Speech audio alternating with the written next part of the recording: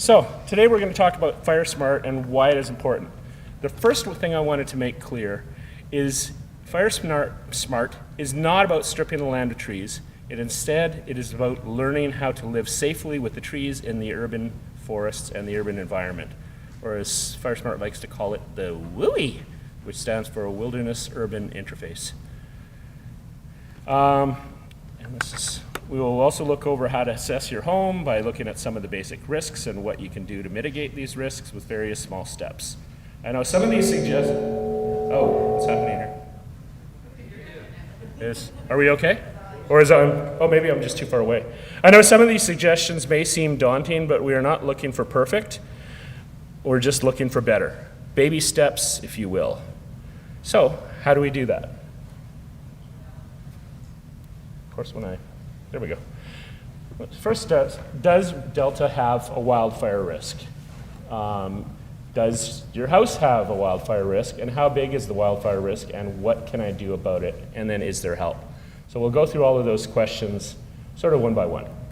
So first, does Delta have a wildfire risk? Yes, for the most part we do. This is an aerial shot of Delta, probably changed a little bit since then, a few more high-rises. But you can take a look and you can see North Delta's got a number of, so we've got Watershed Park here, Burns Bog, and then of course down here we've got the Tsawwassen area and Beech Grove and Point Roberts. So there is sufficient amount of forest around where a little spark can cause significant damage. Next question, does your house have a wildfire risk?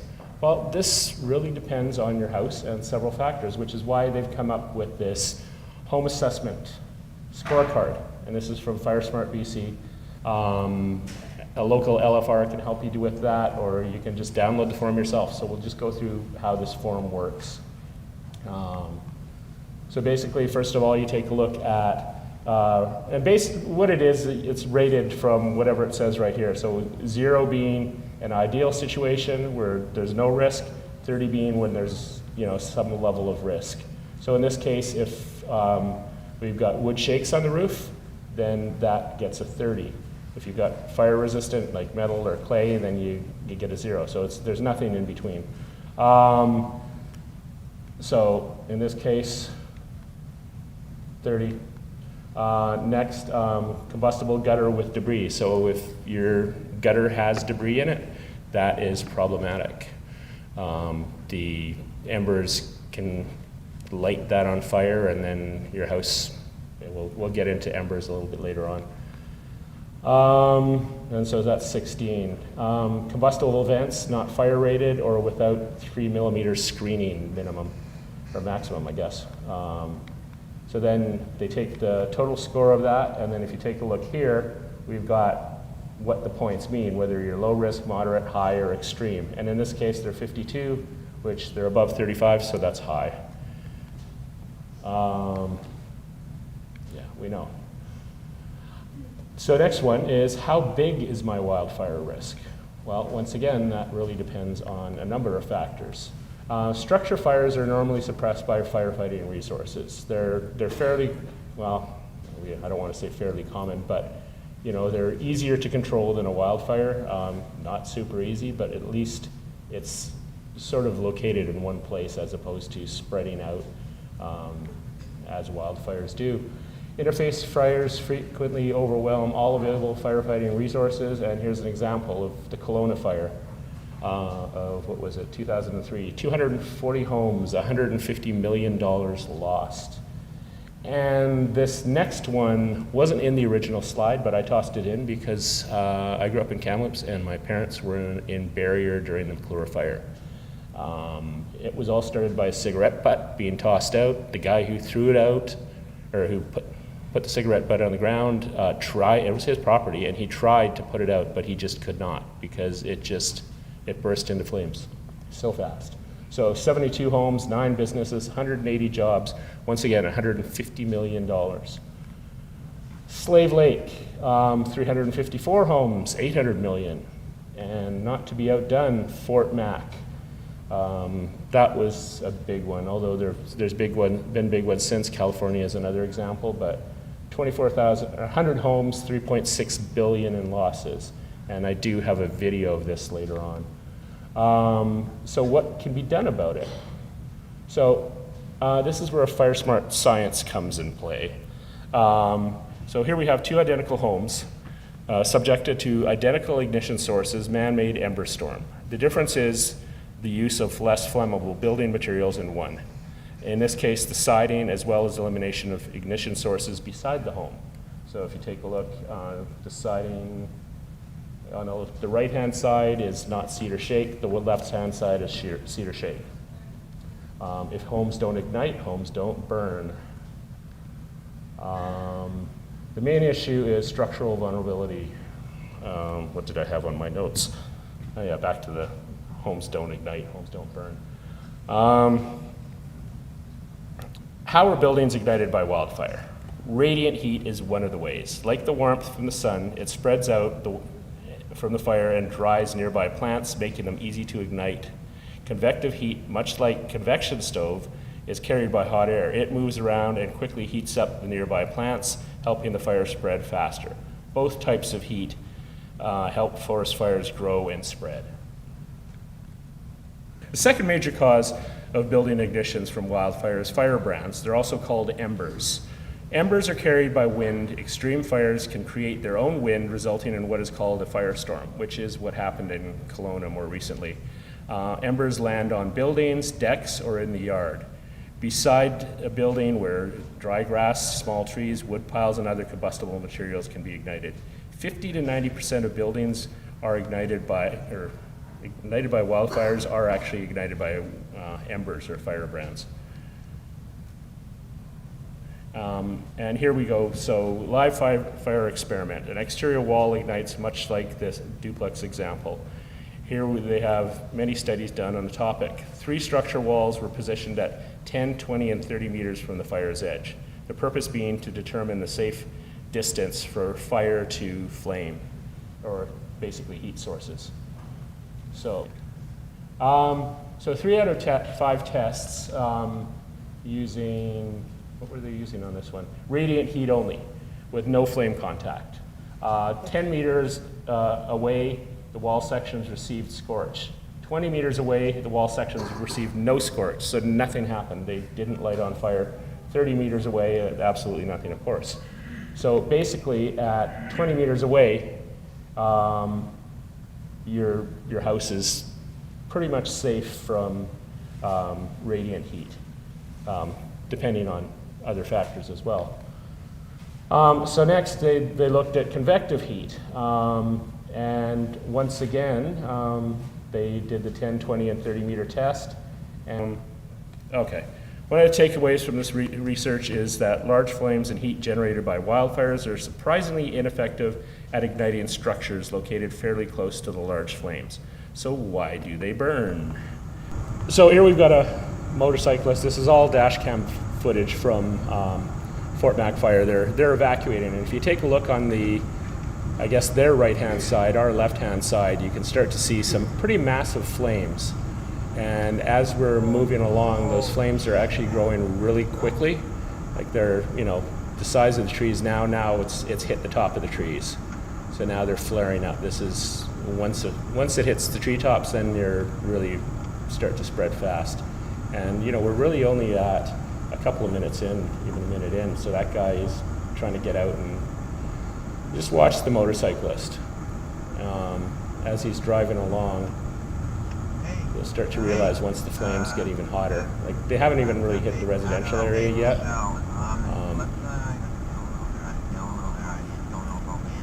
And they're really,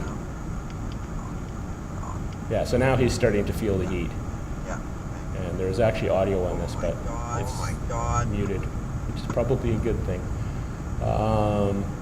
So I think this is where we're starting to move into the residential area. Yeah. And so take a look at the size of those flames. They're monstrous. And as of yet, the houses are not burning because you've got 10 meters from basically the flames to the side of the road, 10 meters across the road, and then 10 meters to the house. So you're within 30 meters. And you can actually start to see embers flying there, and they're hitting the grass. This guy's obviously getting out of there. Had to go up on the sidewalk. Everybody's driving into the oncoming lane because they want to get away from the flames because of the amount of heat. Still, the houses are not burning. And if you take a look at the size of those flames, you would think that the houses would catch fire. And even the trees, like you take a look at the deciduous trees on the side, they're not burning either. But if you do take a look, you can see one hedge right here that's been hit by flames. I can't remember what tree it is, but they've got that. And then, of course, this one was also hit. That's a cedar hedge. And now look, the trees, they're completely out. They're almost out at this stage. That fire moved incredibly fast. The main fire is not there for long, but this is still burning, which is, we'll get into the whole reasoning behind that shortly. And there we go, the house is gone. But the neighboring houses aren't. And they were subjected to the same amount of heat. So, this is the start of the video where what we just saw. The fire is off to the side, but approaching fast. There are a few spot fires which have jumped across the road, and these people are just trying to get out. For reference, this is 1 minute and 38 seconds into the video. So that's kind of an important factor there when we further go on. So once again, as I said, 30 meters away, and there's really nothing in between for the most part. That is a fuel that would carry the, act as a bridge between the flames and the homes. So this is where FireSmart has divided the risks into zones. So the first zone is 10 meters, second zone is another 20 meters away, and then the zone 3 is 30 meters away. This is just done for the purposes of the test that we did, the home analysis test. Okay, considering the flames are over 30 meters away from these homes and there's no significant fuel between the flames and homes, one wonders, why did they burn? What ignited the Beacon Hill homes? Lower left is substantial radiant heat, as you can see by the size of the flames. The upper right photo shows the convective heat, and although it's very impressive, the homes didn't burn. There was no flame contact. So if not radiant or flame contact, what was it? Here we see a seat cushion which was hit with, what was it? A dozen? Yeah, basically it was hit with a dozen embers.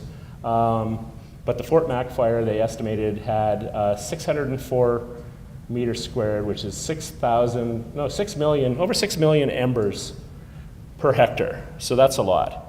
But yet, that cushion didn't burn in the flames, but houses did. So why? And here's the answer. It's basically embers will burn out quickly, and if they don't have anywhere to land, or landing on a pillow, the pillow is not going to burst into flames that quickly. A house isn't going to burst into flames when a tiny little spark hits it. They need to gather up in quantity, and they need to be in an area where they will actually light something else on fire. So, under chairs, that kind of stuff. So in this case, we see the steps here. They're a perfect source or area for the embers to catch, and that's why the stairs caught fire. And then on the bottom, we see the final result of that. And so this is what the ember storm looks like. You can see it on the ground. It's really, and that's 1 minute and 32 seconds away. So, and that's from the front dash camera of another car, I guess. So this is the deciduous hedge that was the ignition point number 1, we saw that, and then the second one is where it actually, the small pine that burned the house. And so here we see it, 2 minutes and 19 seconds in, when there was nothing going on, to now the trees are gone.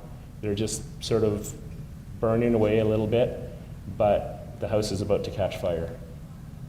30 seconds later, the house is caught fire. The small pine turned into a big fire, and there's the final result. These pictures illustrate the actual length of time So 144 peak intensity, 219 reduced intensity, 246 the lowest intensity. But yet, like we see, the bushes are still on fire. So this is the pre-fire aerial view of the area that we were just driving through, and you can see where the car was during those times. So they're driving fairly slow, and that's after. Quite a difference. And take a look, we see, this is interesting because those trees there survived. So like I said, it's not about chopping down trees, and this house survived, but these ones didn't, and those ones didn't. It's because that house did not have a cedar hedge sitting in front of it. Really that simple. Solving the problem depends on what happens before the fire, on our homes and in the forests beside them. So this is where FireSmart kicks in. They've got a neighborhood champion program, which I'll get into. It's sort of like Blockwatch for FireSmart. So this is where it gets a little bit confusing, because where they used to have 3 zones, they decided in their wisdom to split the first zone into what they now call the, what are they calling it? The immediate zone, which is 1.5 meters from your home. That is the most critical area that you need to look at. And so let's look at that now. So what you can do within that particular, those zones. Minimize potential ignition sources in non-combustible zone and zone 1, so the 1.5 meters as well as up to 10 meters. Reduces the intensity and slows the advance of fires. Same thing goes for the further ones. So now, this is actually going to explain it a little bit better than me.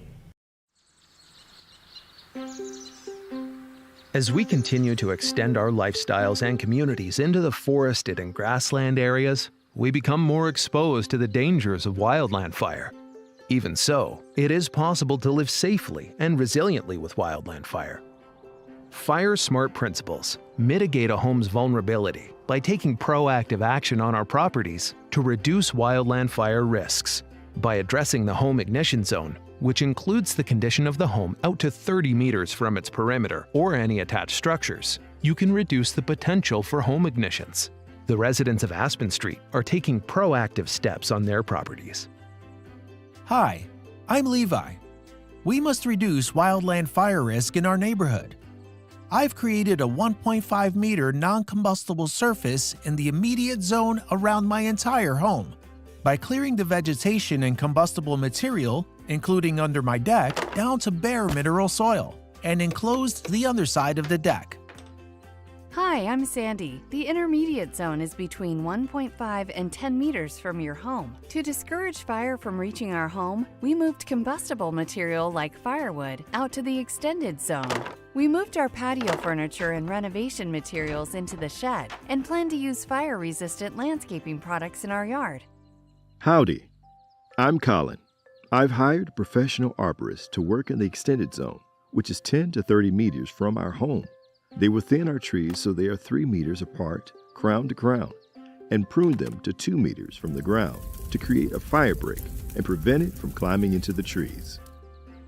Hi, I'm Marie with the local fire department. The residents of Aspen Street made great FireSmart choices in their home ignition zone. Properties that extend beyond 30 meters need to keep applying these same principles, like pruning remaining conifer trees and clearing up dead and woody debris. The guidance of a forest professional on appropriate management options and thinning practices is also recommended. In subdivisions like Aspen Street, priority zones can overlap. It is important to talk to your neighbors and identify ways that you can work together. We've taken small actions on our properties. Together, we can accomplish much more. We should visit the FireSmart Canada website to find out how we can get involved in the Neighborhood Recognition Program and increase our neighborhood's resilience to wildland fire. Agreed? Agreed. So anyways, back to the story about 64th and Scott Road. There was a construction site across the street, and in the middle of the night, one of the buildings caught fire and embers flew across the road, and a number of roofs were destroyed because there's a lot of cedar shake in that neighborhood. Clay, metal, concrete, tile, asphalt, shingle, unrated wood shakes are not good, and they're a fire hazard. Hazard factor number 2, roofs and gutter cleanliness. Use non-combustible gutters, keep them clean, clear tree needles, debris, and overhanging branches from the roof. Debris gives embers easy fuel to ignite, and hanging branches act as a conduit for flames, particularly if the branches are highly flammable, like cedar, and touching the ground as well, which is where that 2.5 meter thing kicks in. Fires typically spread on the ground, but get really dangerous when they crown into the trees, like we saw with the Fort Mac fire 2 minutes in. Hazard factor number 3, something that most people don't think about, is vents and openings. Vents are important because they allow trapped moisture to escape from attics so that you don't get a moldy home, but they should be made out of non-combustible material. And again, we were talking about the 3mm screening. Wildfire ignition research also doesn't recommend gable or cupola vents since they provide a place for embers to gather. Hazard factor 4, eaves. Open eaves are not good because they provide, once again, a way for the embers to enter into the home. Cover them with mesh is a good idea. Earlier on I mentioned cedar roofing. Of course, the siding on the house also drastically affects the ability for embers to ignite your home. The easier it is for the materials to catch fire, the more likely the home will catch fire, either by radiant convection or most likely ember spread. Non-combustible material, again, hardy board, that type of thing. Wood and vinyl is combustible. Here's an example of what happens to vinyl. It completely melted, and then you see below there's an image of a woodpecker, and the damage it does, and that's another place for flames to enter into your home. Hazard factor 6 addresses the conditions on the exterior of the home. Gaps or cracks, like the woodpecker hole. Unrated wood shake siding, irregular surfaces where wind-driven embers can stick is also a problem. Hazard factor 7 is ground to siding clearance. So if you take a look, 15 centimeters is ideal. And then in this next picture, you can see where it starts out at 15 centimeters, but because of the slope, all of a sudden it's closer, and then you've also got the issue of that little overhang space where embers can also hit the house. Decks and porches are another risk, particularly if you have stuff underneath and if there's cracks in between. Structures located in mid to upper portions of hills, that's why they have setback rules when you build on a hill. If you're up on a hill, that's where the flames are going to go. They go up. So a taller building requires a further setback. Windows and glass, this one kind of makes sense. Small windows are better protection, larger windows are easier to break. So once the heat gets hot enough and shatters the glass, the flames are going to enter your home. Tempered glass is the best way to go. And then the 1.5 meter combustible zone is what we're going to go to next. Previously it was the immediate zone. So can you tell me what's wrong with this picture? It's basically, if you take a look, 1.5 meters from the structure is gravel. You got it. And there's also a planter on the side as well, where if you take a look at where is it? Oh yeah, it's much easier to see there than on my screen. That planter there, beside there also is a good place for flames to catch. Then of course there's wood piles underneath decks or roofs, particularly, especially if they're right next to the home, which a lot of wood piles are. Outbuildings not meeting the guidelines. They need to be 10 meters. If the outbuilding is basically built out of wood, like a wood shed, it should be more than 10 meters from the home, or it needs to be FireSmart. Forest vegetation, trees. Here's the one that really kind of gets me, is the pyramid cedars that you see around everywhere. I actually contacted the city of Delta to find out whether they had a policy on relating to FireSmart and bushes that they plant, and they don't. Well, they didn't. More recently, I sent a letter off, and then more recently I spoke to Guy McIntosh, the chief, and similar issue for him. He's concerned about it, but they did make some changes. In this case, they said for water conservation. So whether it's not, even though it's not for the exact reason that we're talking about here, at least they're starting to reduce the uses of those hedges, but they still have them and they still put them in. Coniferous trees like evergreens, spruce, fir, cedar, they're highly combustible. Deciduous trees like leafy, poplar, birch, and aspen, they're lower combustible because the leaves just burn quickly. Whereas with the coniferous, there's a lot of oils in there, a lot of terpenes, and they will burn for a long period of time and actually help the wood catch fire. This slide is inserted as an example of the flammability of different types of wood. So if you take a look, there's a deciduous stand right there. That's the, it's got an arrow. So the deciduous aspen stand, it survived, but if you take a look to the right, the coniferous trees did not. Any coniferous or mixed wood located 1.5 to 10 meters from the home is a higher hazard. Any deciduous located 1.5 to 10 meters from the home is a lower hazard. So, actually coniferous, yeah. So, you're better off using deciduous, but the thing is, any wood will burn. It's just a matter of what's underneath it and what helps it burn. Cedar hedges, for example. Surface vegetation, which is basically what I was referring to. A lot of these trees, I've got a maple in front of my house that has a cedar hedge underneath it.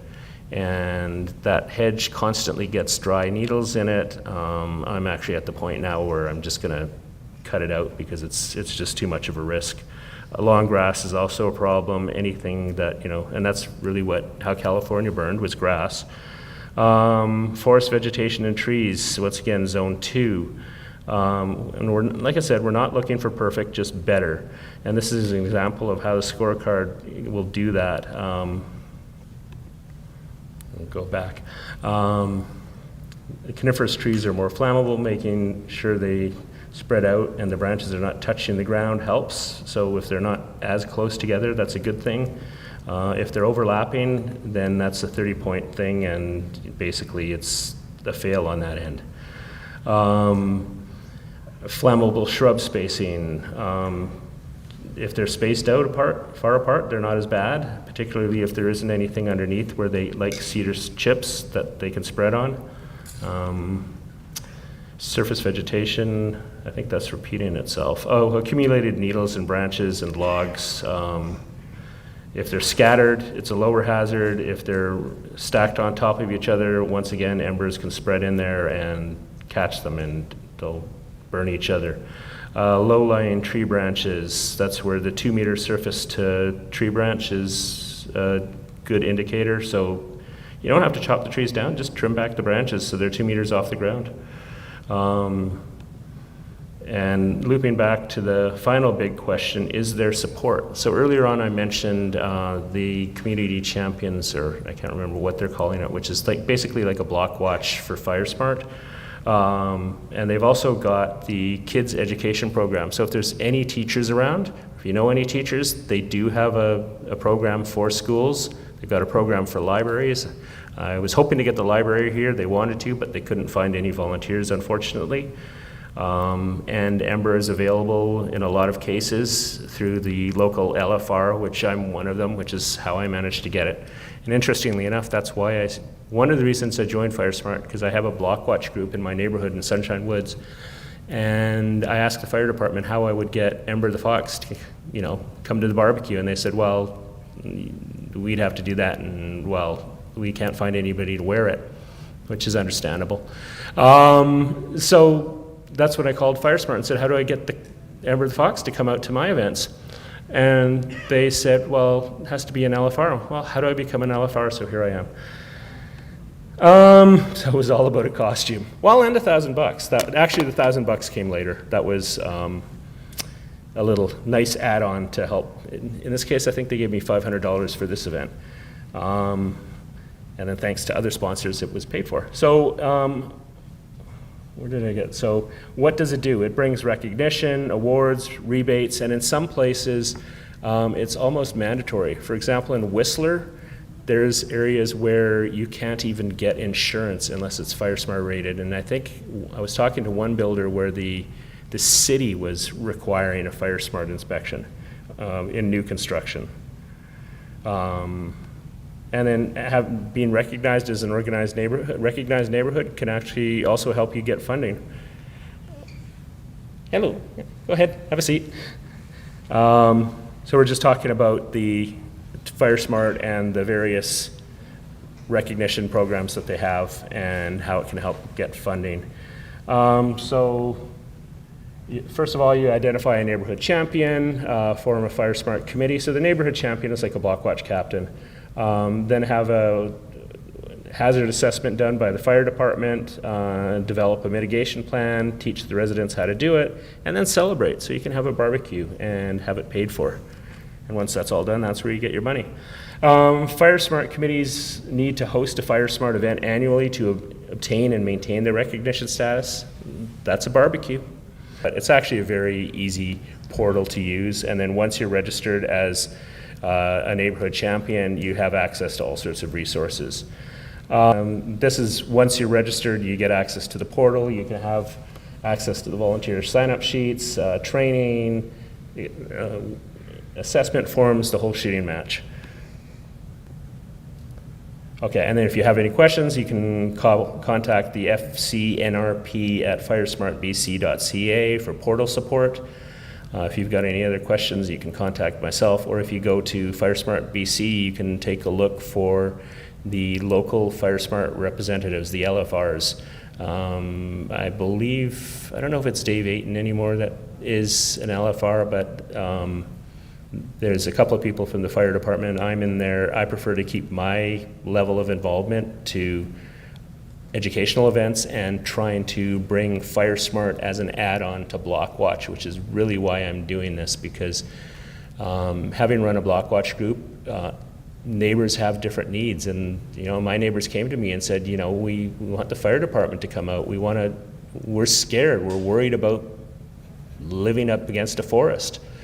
And so it really opened up a lot of resources, and Ember the Fox, and funding as well. So it's a great way to just it's sort of unofficial, but just create your own little neighborhood group.